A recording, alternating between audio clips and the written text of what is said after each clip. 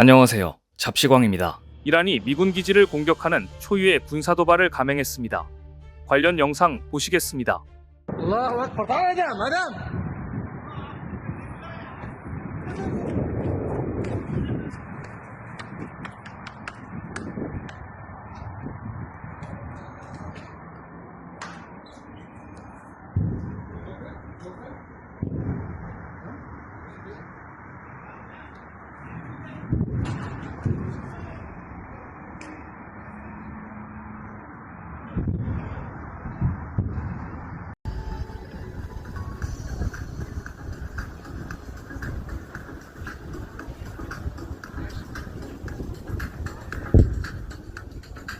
영상을 보면 미국의 방공 시스템이 이란의 미사일을 전부 격추해냅니다.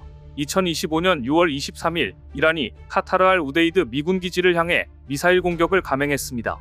전날 새벽 미국이 세계 최강의 전략 폭격기로 불리는 B2 스피릿을 활용해 이란 포르도 등 핵시설 주요 지점에 폭격을 한 것에 대한 대응입니다. 미국 뉴욕타임스에 따르면 이란 정부는 이날 미사일 발사 직후 카타르 주둔 미군 기지를 향해 군사 공격을 했다고 밝혔습니다. 이란군 대변인은 TV 연설에서 이란 혁명수비대가 카타르 미군 기지를 공격했다면서 우리는 적들에게 경고한다. 기습 공격의 시대는 끝났다고 전했습니다. 심지어 이란 반관영 타스님 통신은 이란 정부는 이번 보복 공격을 승리의 선포작전으로 이름 붙였다고 전했습니다. 미군 기지에 미사일을 퍼부었으니 얼핏 들었을 때 엄청난 사건을 벌인 것 같은 느낌이 드는데요. 도널드 트럼프 미국 대통령 역시 즉각 SNS를 통해 소식을 전했습니다. 트루스 소셜에 올라온 트럼프 대통령의 반응을 살펴보면 이란은 미사일 14발을 발사했는데 13발은 격추됐고 한 발은 위협적이지 않은 방향으로 날아갔다. 미국인은 다치지 않았고 피해도 거의 없다. 굉장히 피해가 미미했음을 시사했습니다. 오히려 중동 국가들이 깜짝 놀랐다는 반응입니다. 카타르 인접국들은 긴급하게 영공을 폐쇄했습니다. 미 해군 중동본부가 있는 바레인도 공습 경보를 발령하고 영공을 일시적으로 폐쇄했습니다. 바레인 정부는 침착하고 가장 가깝고 안전한 장소로 이동하라고 대피령까지 내렸습니다. 아랍에미리트도 영공을 폐쇄했습니다. 중동 각국은 이란을 강력히 비판했습니다. 카타르는 카타르의 주권, 영공, 국제법, 유엔 헌장을 명백히 위반한 행위, 국제법에 따라 이란의 공격에 상응하는 방식으로 직접 대응할 권리를 보유한다며 이란을 직접 타격할 수도 있다는 날선 반응을 보였습니다. 사우디아라비아 정부는 이란의 카타르 공격은 명백한 국제법 위반이며 극도로 강력히 규탄한다고 전했습니다. 이란이 미국에 보복을 했다는 체면은 세우면서 실제 피해는 최소화하는 수준의 공격을 했다는 분석입니다. 그리고 이러한 분석은 사실로 드러납니다. 이란과 미국이 약속 대련을 한 것으로 드러났기 때문입니다. 이란이 23일 카타르에 있는 미군 기지를 공격하기 전 미국의 이 공격 계획을 사전 통보한 것으로 전해진 가운데 위성 사진으로도 이를 확인할 수 있는 정황이 포착됐습니다. 민간 위성업체 플래닛앱스가 공개한 이란으로부터 공격받기 바로 전날 카타르 아루데이드 미 공군 기지를 촬영한 위성 사진을 보면 기지의 항공기는 거의 보이지 않습니다. 반면 이스라엘이 이란을 선제 공격하기 전인 지난 5일 같은 기지를 촬영한 위성 사진을 보면 수십 대의 항공기가 늘어서 있는 장면이 보입니다. 두 위성 사진을 비교해보면 미국이 미리 통보받고 기지 내 항공기를 모두 옮겼다는 추론이 현실적으로 힘을 얻고 있습니다.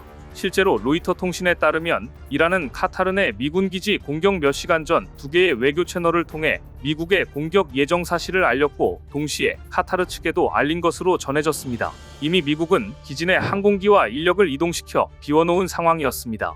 결국 이란의 이번 공격은 약속 대련이었다는 분석입니다. 트럼프 대통령은 대놓고 약속 대련을 언급했습니다. 트럼프 대통령도 자신의 소셜미디어 트루스 소셜에 이란이 공격 계획을 사전에 통보해줘 인명피해가 나오지 않도록 해준 데에 감사하다. 이란이 대응이 매우 약했다. 미국인들이 다치지 않았으며 거의 피해가 없었다. 더 이상의 증오가 없길 바란다라고 강조했습니다. 이란의 반응도 황당합니다.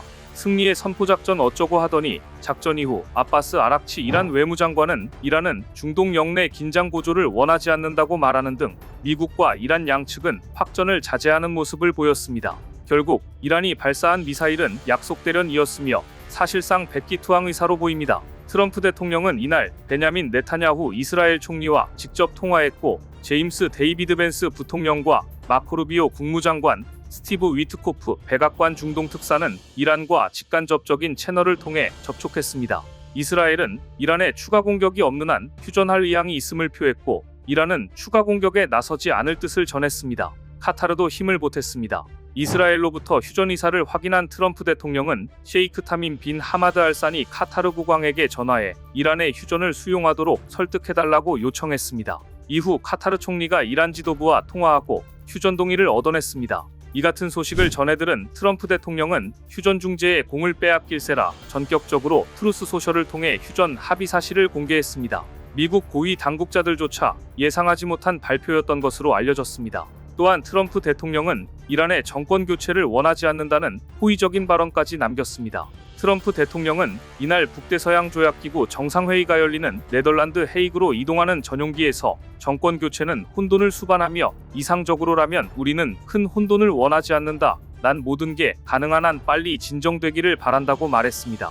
미국이 이미 이란을 완전히 누른 것으로 보이는데요. 물론 미국이 중요한 역할을 한 것은 분명한 사실이지만 음지에서 이란의 전쟁 의지를 꺾어놓은 것은 이스라엘 모사드의 역할도 컸습니다. 이런 전쟁으로 이스라엘 정보특수작전국 모사드의 능력이 엄청난 주목을 받고 있습니다.